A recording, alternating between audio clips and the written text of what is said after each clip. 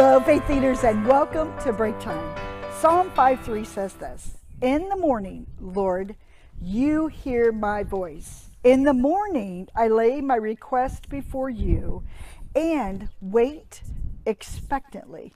I absolutely love this passage because I wonder in my mind how many times that I seriously wait expectantly for the Lord to move, for the Lord to do something, for the Lord to have his way.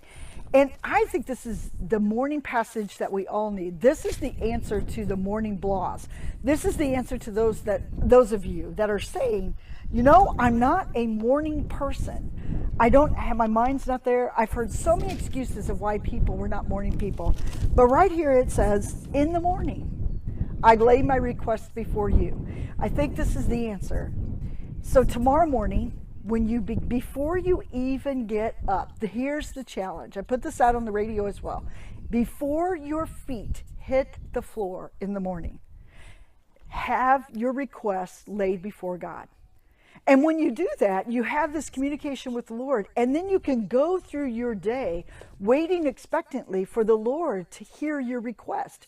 And then I believe that you're going to be more aware what the Lord is doing. But if we're not having communication with God, how can we wait expectantly to see what the Lord's going to do when there's not the communication? When we're not, I don't know how we can even be expecting when we're not communicating. When we're not in this place where we're lifting our request before God, when there's this here, have my request.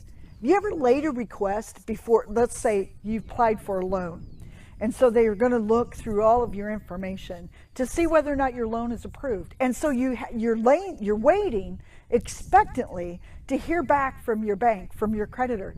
And so there's this expectation going on. It's the same way it is with the Lord.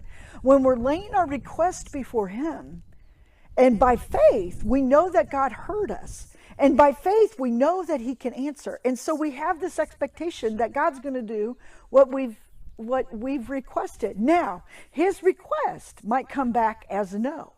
His request might be yes, but it might come in a different way than what you've even began to ask. And so it's an expectation. So this is how we live day by day. We wake up in the morning, we're aware of God's presence to the place that we're going to have communication with God today. And we're even going to do it before we get out of bed. And so as a result of that, we can walk through our day in great expectation. But how can you expect if you're not asking? So, ask. Have a blessed day.